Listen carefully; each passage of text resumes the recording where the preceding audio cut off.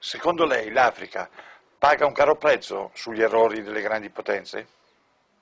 We end up with injustice, we end up with corruption, we end up with poverty, we end up with the worst possible things, we end up with the image. I don't have to tell you the image that you have in Africa.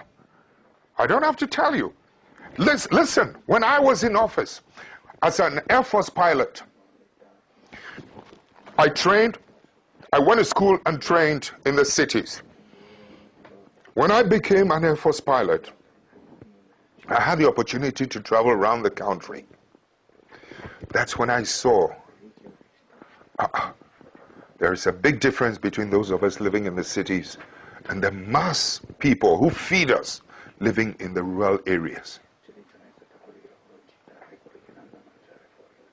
My brother, you listen to me carefully.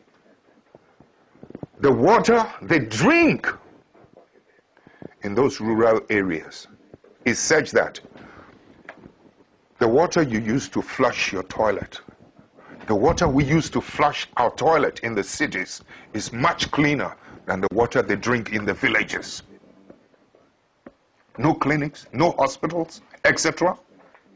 No headache, no needles to even sew their clothes. That's when I began to see that the parasitic relationship between our cities and this thing. I mean, I've seen too much injustice in my country when I decided enough was enough. When some of us began to decide that something has to be done about it. When we emerged into political office, you know something? Electricity used to be limited to only 27% of the country. In the shortest possible time, we were able to, with Italian assistance, we were able to extend electricity from 27 to almost 87% of the rest of the country. We were able to extend roads. The infrastructure was improved every part of the country.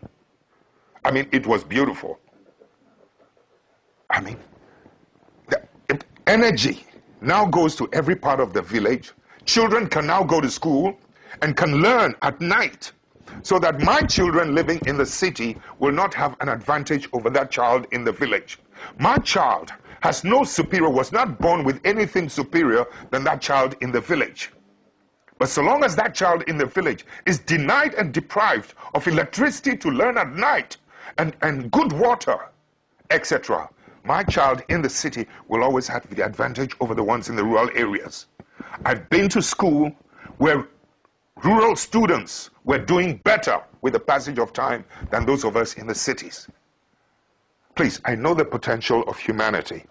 So when you're talking about the effects of some of these things, sometimes, you know, these superpowers must learn to accommodate and to live and to accept patriotic leadership, patriotic citizens. Too often, they're happier with people who are not patriots.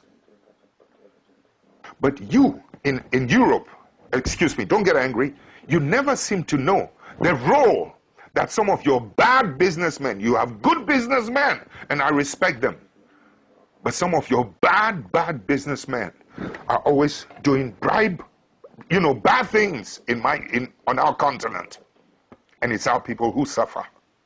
This kind of thing must stop. Your governments must begin to wake up to help us, to help to police and to maintain the integrity of economic policies and economic practices in my country.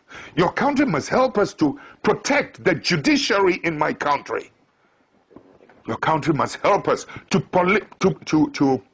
police and to monitor and to protect the political integrity in our continent.